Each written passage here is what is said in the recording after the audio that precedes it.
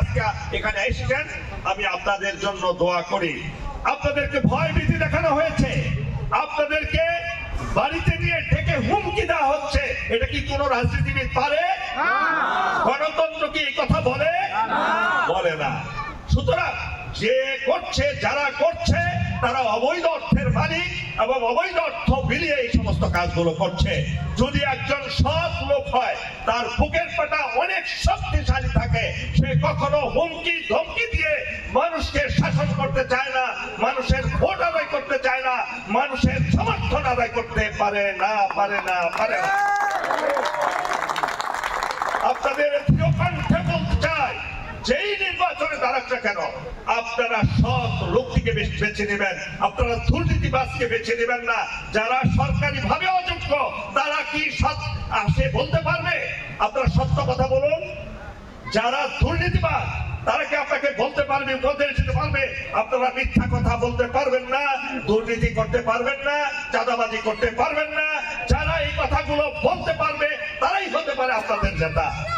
আমি বলি না, আপনাদেরকে শোষণ করে আমি বাড়ি বানাবো, গাড়ি বানাবো, বিদেশে টাকা, বিদেশে বাড়ি করব, বিদেশে ছেলে মেয়েদেরকে লেখাপড়া করাবো, আমি উচ্চ শিক্ষিত করব, সেই হারামের টাকা দিয়ে দেশের কিংবা সমাজের কোনো শান্তি হতে পারে না। যারা ভুল পথে আছেন, আমি অনুরোধ করব, পথ একটা, সত্যের পথ, আল্লাহর পথ। সত্যর পথ একটা, আর একটা হলো শয়তানের পথ। ইন বিটুইন কোনো পথ নাই। আপনারা কোনটা বেছে নেবেন, সেটার চয়েস আল্লাহ আপনাকে দিয়েছেন, আপনাদের সেই স্বাধীনতা দিয়েছেন যে আপনারা সত্যের পথে থাকবেন, জাহান্নামের পথ যাবেন না, জান্নাতের পথে যাবেন। আমি পরিশেষে আপনাদেরকে আন্তরিকভাবে ধন্যবাদ জানাচ্ছি।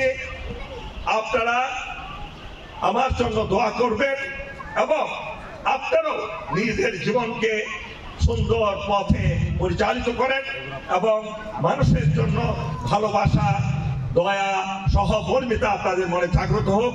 কোন চাঁদাবাজি, কোন সন্ত্রাসী, তাদেরকে আপনারা গুরুত্ব দিবেন না এবং তাদেরকে এড়িয়ে চলুন। কোনো মারামারি নয়, কাটাকাটি নয়, কারোর সাথে সংঘর্ষ নয়, সেই জিনিস আপনারা ফলো করবেন না।